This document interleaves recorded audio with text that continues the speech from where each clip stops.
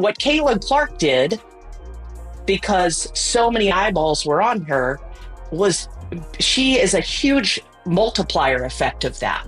I see a lot of players wanting to go, in this offseason, a lot of players are going to want to go to the Fever. Imagine that the crowd is going crazy at an Indiana Fever game while Caitlin Clark Boston's Kelsey Mitchell-Aaliyah. It seems too good to be true when Lexi Hull and Sutta Solly appear in court together. I'm just trying to think of who potentially could be in their plans. Like, obviously Satu Sabali is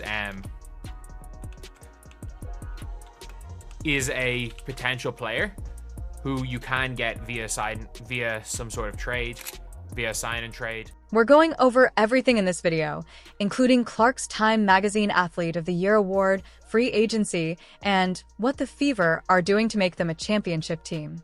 GM Amber Cox recently gave an interview that has fans talking about this exact scenario. Let's break down what she said and why it has everyone thinking the Fever might be building a WNBA super team. I think we're obviously at this very pivotal time in the WNBA, and obviously led by the Indiana Fever. But I think all those experiences will lend themselves to hopefully doing the best job possible here. In a recent interview, Amber Cox hinted about the Fever's offseason strategy, and fans are giddy. As the new general manager, Cox FO shared her vision for directing the team's future. She is not merely making decisions. She is coordinating a total makeover. I think the entire world was shocked during the WNBA expansion draft when Tammy Fagenley became available, especially because when you look at last season, she played a really huge part in the Fever's success in terms of getting to that point where you all were able to make the playoffs. Let's discuss Tammy Fagenley. Everyone was taken aback by Cox's remarks of not defending her in the expansion draft. You don't see a team voluntarily firing a reliable contributor very often, but Cox had this to say. You know, it's really part of an overall plan, which hopefully everyone will see unfold throughout the offseason. It was not an easy choice because this squad had developed a strong bond in the second half of the season. This is when things get really fascinating because it's obvious that there's more to this narrative than meets the eye. With this mysterious message, Cox alluded to a larger plan for the Fever she teaches her fans. Hopefully, everyone will witness the complete plan come to fruition over the offseason. Is she involved in a high-profile free agent signing or a blockbuster trade in the works? Cox has experience in this sport. She has led the Phoenix Mercury to 2 WNBA titles and has a successful track record. Her background is evident in her strategy for establishing a winning culture. She is committed to forging a team identity and stressing the importance of strengthening our defense. We are still refining the identity and improving on the defensive end of the ball, which will help mold who we are over the course of the next year or two. Cox clarified.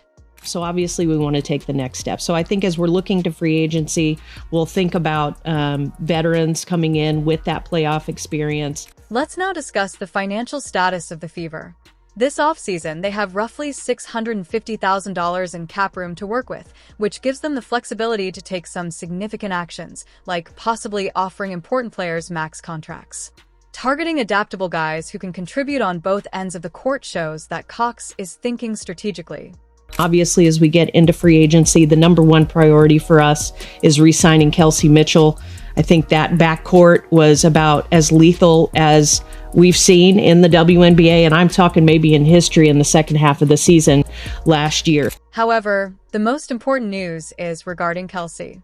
It appears that the Fever are putting all of their effort into keeping their star guard, even though it hasn't been officially announced yet because free agency hasn't started. Fever management has confirmed they will core Kelsey, which means she is guaranteed to return for a year under a max contract. Mitchell Cox put an end to all the rumors by saying, "Clearly, we want Kelsey back. She's had an incredible career here. No one deserves this opportunity to be a part of this success more than Kelsey."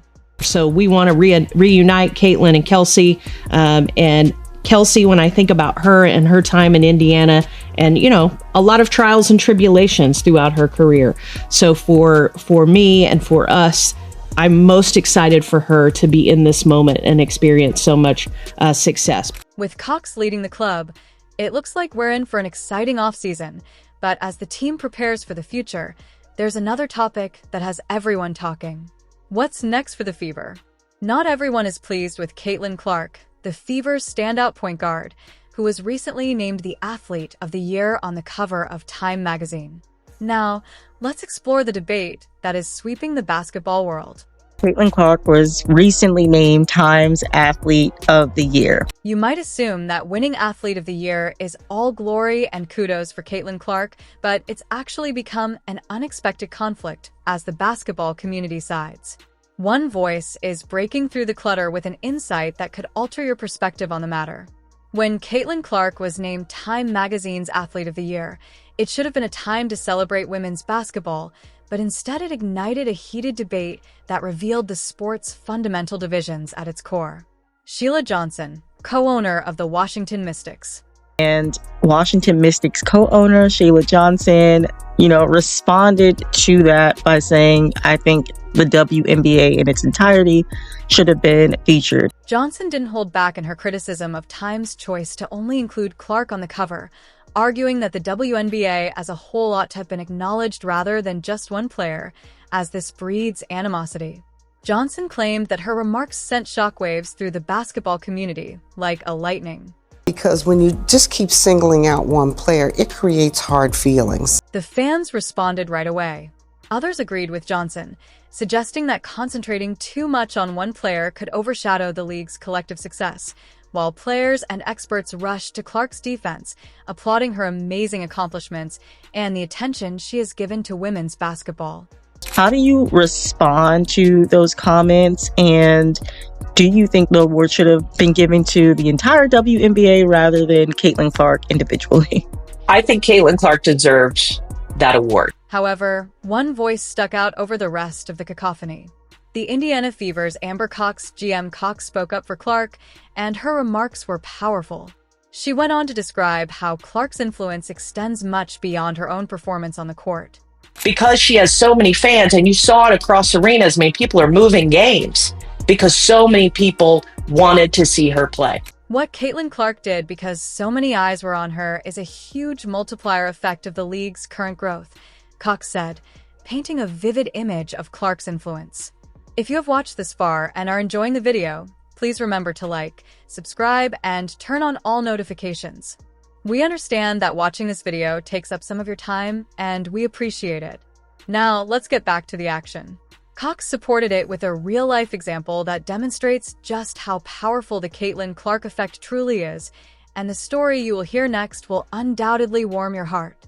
But we've never seen anything like Caitlin Clark. Caitlin Clark is a superstar, not a female superstar. She is a superstar. We were coming to see Caitlin Clark play. She moves the needle. The WNBA has been looking for someone who moves the needle. Imagine this. Attracted by the excitement around Clark and their casual supporters, a pair attends a game. With just one game, Clark is converting inquisitive bystanders into ardent fans, and perhaps even first-timers will be leaving with season tickets by the end of the evening. Cox acknowledged the contributions of other rising stars, such as Angel Reese and Cameron Brink, by giving them their due. Look, I don't take anything away from other players that brought more eyeballs. Angel, Cameron, right? The identity and how much brand recognition these players now have in college absolutely helped the WNBA. However, Clark Cox wasn't holding back when he said, "We've never seen anything like Caitlin Clark."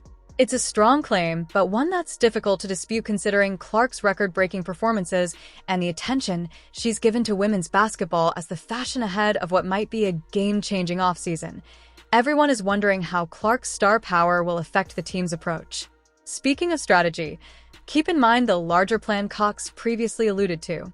It appears that we will soon get a first glance at what she had in mind. Fever just made a move that has supporters baffled, and it may hold the secret to Cox's grand strategy for the team's future. Are you curious to know what comes next? Caitlin specifically has such a unique skill set. She loves to run, just incredible vision. Stephanie White sat down right where you are and said, we want to run. So how much are you thinking about the fit here as you close in on free agents? It's the most important thing, right? You've got to get the players that fit with the system Stephanie wants to have on the floor. Not to mention that Tam has been a Clark supporter since day one, but now that Fagman is leaving for the Golden State Valkyries, Fever fans are left wondering what's going on. Last season, she was a reliable contributor, averaging 6.4 points and 5.7 rebounds per game. Her ability to run the floor with Caitlin Clark created a dynamic duo that helped push the Fever into playoff contention. But also her ability to run the floor with Caitlin Clark and how their games complemented each other. When we think about, that expansion draft, what was the thought process in making her available? Fans fiercely debated the choice to leave Fagan Lay unprotected in the expansion draft. Others conjectured that this might be a part of a bigger plan to free up salary space for a big free agency signing, while others contended that her experience and locker room presence were too valuable to lose. It's evident that the front office of Fever struggled with the decision, balancing Fagman Lay's contributions against their long-term goals for the team, as social media was ablaze with hypotheses ranging from trade rumors to worries about team cohesion. The expansion draft is difficult. It's hard to lose a player. 6 is not very many when you think about protecting anybody on your roster. Fans fiercely debated the choice to leave Fagan Lay unprotected in the expansion draft. Others conjectured that this might be a part of a bigger plan to free up salary space for a big free agency signing, while others contended that her experience and locker room presence were too valuable to lose. It's evident that the front office of Fever struggled with the decision, balancing Fagman Lay's contributions against their long-term goals for the team, as social media was ablaze with hypotheses ranging from trade rumors to worries about team cohesion. It's not easy. You never like to see a player leave. Temi was obviously an incredible piece to the success last year. But again, it's the price we pay for growth. We're really excited for Golden State to come online. And certainly it was a decision we made, but a decision that wasn't in a vacuum, part of an overall strategy that hopefully everyone will see unfold throughout the offseason. The departure of Fagman L leaves a noteworthy her versatility as a forward who can block shots and score rebounds will be missed due to a roster gap for the Fever. Finding a guy who can play several positions and preserve the synergy that drove their late-season surge is now the team's challenge. The possibilities seem endless, and Cox's assured demeanor implies she's holding some pretty good cards. Could the Fever be targeting a well-known free agent to bolster their front court? Or perhaps they're looking to package their newly discovered cap space with draft picks. Or perhaps even Alyssa Smith for a blockbuster trade. It's evident that the Fever is long-term minded and prepared to make difficult decisions today in order to succeed later. I think the entire world was shocked during the WNBA expansion draft when Temi Fagbenle became available, especially because when you look at last season, she played a really huge part in the Fever's success in terms of getting to that point where you all were able to make the playoffs. With the free agency period approaching and speculation about possible targets who the Fever will pursue to fill the void left by Benel and how this mystery player will fit into Cox's grand vision for the team's future, all eyes are on the Indiana Fever as the dust settles on Lay's departure. One thing is certain, though. The team is only getting started, and the best may be yet to come. Fit is the most important thing. You got to have somebody that can run up and down the floor and catch those passes Caitlin's going to be throwing. Freewell with an all-star trio of Caitlin Clark, Aaliyah Boston, and Kelsey Mitchell, as well as rising star Lexi Hull. The Fever's roster is already looking impressive. However, there is still opportunity for improvement, particularly in the front court, which is where things get interesting. Fever has struck Indiana, and the symptoms are intense speculation and sky-high expectations. Could the Fever be about to make a move that would send shockwaves through the league? Let's examine the clues and see where they stand. So it's a lot of movement for me this offseason. The decision to change teams. Yeah, so I'll be a free agent this year. A single name keeps coming up in the rumors of possible free agent targets. Both management and Fever fans are interested in the Dallas Wings standout as she enters free agency. Sahal hit a scorching 45.2% from three-point range and averaged an amazing 17.9 points per game the previous season. She is versatile on both the offensive and defensive ends of the court thanks to her length and athletic ability, making her an excellent fit for the Heat system, but her numbers aren't the only thing that have people talking. Whether this is a hint of things to come or just lighthearted social media banter, Sabally has been interacting with Fever fans on social media, liking comments that suggest she should work with Caitlin Clark in Indiana. Oh no, Williams takes that egg out of my basket. Thank you for that. Amber Cox and the Fever management team are searching for a versatile forward who can score, defend, and add size to their lineup. Sabally fits all those requirements. She can guard multiple positions and has a strong offensive game that would perfectly complement the team's current talent. Of course, nothing is finalized just yet. If the team is unable to acquire Sabally, they have backup plans.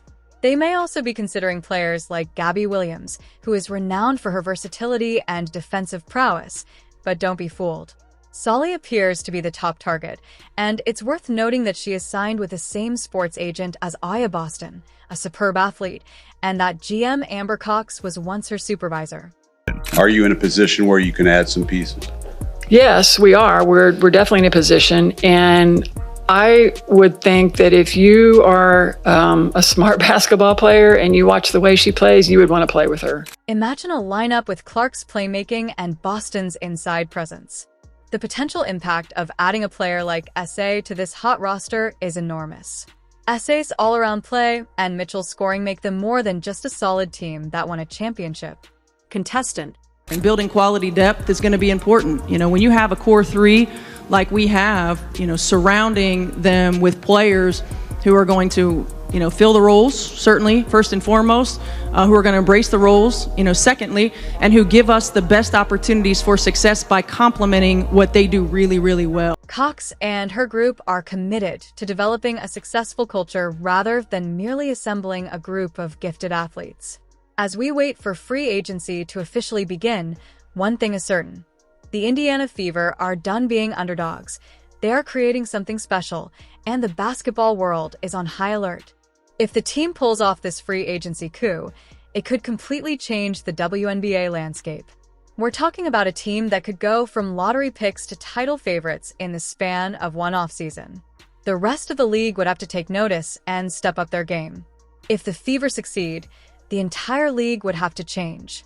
Caitlin is an amazing generational talent, and she's going to do amazing things. Caitlin is the face right now, and that's also good. She's selling out gyms. Why would you hate against that? We had a sold-out home opener. I think it was a practice game, like it wasn't even serious. We benefited from that because now we have all our fans there, and they're excited, and you have new people coming into a market. She is her own economy, and that is amazing. She's the reflection of what should happen in women's sports. The Indiana Fever are about to experience something extraordinary. Amber Cox's grand scheme is coming together with Caitlin Clark-Aaliyah Boston, piece by exciting piece. Kelsey Mitchell and Lexi Hull, the core of the Fever, is already drawing attention, but the addition of a player like Sacha Sabally could turn this team from promising to downright dangerous. That's not just a good team. It's a squad that could compete for a title right now. The rest of the league is paying attention, and the fans in Indiana are buzzing about the possibilities. The Fever aren't content with being an afterthought. They're aiming for the top, and they're not being subtle about it. So, the big question is, are we witnessing the beginning of the WNBA's next dynasty? The pieces are falling into place. The talent is undeniable, and now it's just a matter of turning potential into championships. Are you ready?